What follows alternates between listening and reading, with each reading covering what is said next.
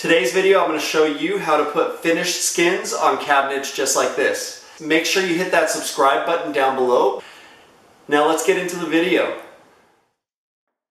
I'm starting off by taking measurements for the piece that I'm going to cut. All I need to do is measure the height because the panels that the company gave me are the proper width for these cabinets. And I just have to cut little pieces to fit on either side of the sink area right here.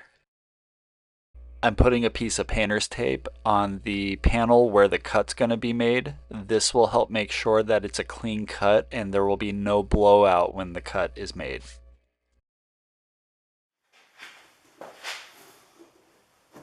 I like to make 2 or more passes on cuts like this because it helps make sure that the cut is going to be clean on both sides. And I'm going about halfway or partway through, and then I just do another cut to complete the rest of it. This method helps ensure that you get a clean cut when it's finished, and the tape does that because it helps protect the edge from being chewed up by the blade. It's good to dry test the piece before you glue them on just to make sure it's the right size. And if you have multiple pieces, you want to make sure that you're putting the right one, the correct one, in the right location. The first step is going to be to prepare the area that you're working on. I'm putting painter's tape around the edges so that no spray adhesive hits the cabinets next to it. If you want to have a little more comfort with this process, you can also use some of the painter's paper, and what that will do is protect more of the cabinet doors next to it. And I am making sure that all of the tape is on the right side because the left side I am going to use a straight edge to hold up against the wall. Now we're using this 3M brand High Strength 90. This is a contact adhesive, and the reason why we chose this one is it bonds to wood. So since these cabinets are made out of wood and the skin and cabinets are both wood, this is the main reason why we chose this High Strength 90. If your surface that you're trying to adhere is anything else, then just read below and pick the appropriate formula, and those are what you want to look for when you are purchasing.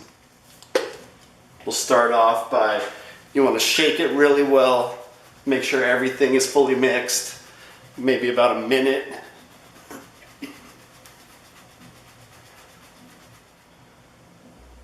Hold the can about a foot away from the surface being sprayed and focus on getting a consistent layer on the surface. Be sure to get all 4 sides because these are the spots that are going to lift up first if there's not enough adhesive. I'm using a piece of scrap material to hold up against the wall here, and I'm only spraying in the center section of that material. So I move it along as I'm working my way down, and when I move over to the right side of this panel, I am moving the straight edge that I'm holding as well, so that I do not risk hitting the cabinet. So as you know, we want to make sure that it's just a little bit tacky but not still wet, and this is tacky, but since that is so fresh, I'm going to give it about a minute for it to fully tack up. You can just touch the bubbles and they still feel wet. The way they pop like that and stick to your finger, that's what you're looking for. You do not want to put it on yet. You want it to be a little bit drier, I guess is the word. Like that's just way too wet the way it sticks to my finger. Now putting it on, I want to make sure that it's tight in the front because that's going to be the most visible spot. So I will start with it at the bottom corner, push it all the way in, and I'm feeling with my right hand that it's flush. I'm just going to apply pressure, and I'm pushing to the right at the same time.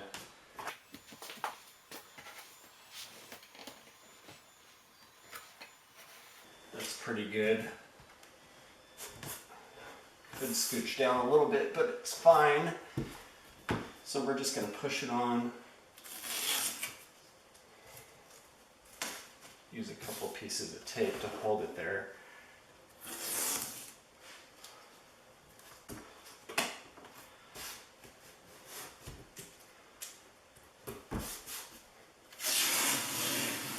Okay, and now you can see that it's flush with this front edge right here, and it's pretty flush down here. When ready to put the piece in its place, check both sides to see which one's cleaner. You want the nicest side to be facing down in this case because that's going to be the most visible. And you want to make sure this front edge is flush and tight up against the cabinet. Tap it in place, and then we can put a couple pieces of tape on the bottom just to hold it in place, but the glue is pretty much going to hold it. This is helping to make sure that for no reason it's going to not pop away from the cabinet. The same method is done with larger pieces as well. I'm putting 2 pieces of painter's tape on the edge of the cabinet surface, and this helps protect any of the overspray from hitting that edge. I'm dry fitting the panel that I'm going to be installing. Always do this before gluing it in, because if you see any problems or if you need to trim a little bit off, now's the chance for you to do that.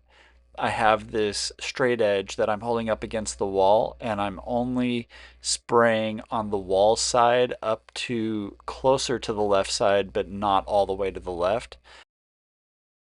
Now that the cabinet's sprayed up, I'm doing the same thing with this panel. I don't want to get any of the overspray that is already on this piece of cardboard on the surface of it.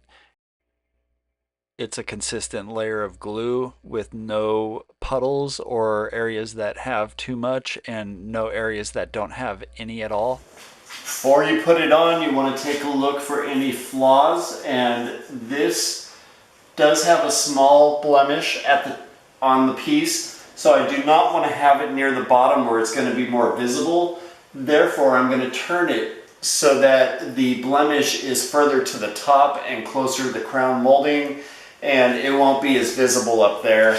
I could even touch it up if I don't like the look of it, but I just want to get it out of line of sight as much as possible.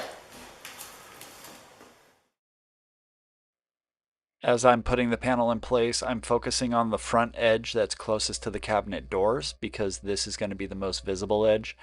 And I want to make sure that that is tight so that it is a nice line that's clean. And I'm applying pressure all the way down the panel. It's important for the panels to go on before the crown molding is installed, because the crown molding is going to be sitting on the surface of the panels, and it's going to make a much easier installation process for the panels and a cleaner look. I'm just putting the tape on to keep it tight at the bottom, and I don't really need it at the top for this piece because it's staying on pretty good. In the next video, I'm going to show you how I install crown molding in this kitchen. So if you like this video, please give it a thumbs up. Hit that subscribe button so you can see this video and other future videos like this. Here at Kev's Castle and remodelupgrade.com, I'm dedicated to helping you turn your home into your own private sanctuary. And that's how you apply finished skins to the surfaces of cabinets. Thanks for watching. See you in the next video.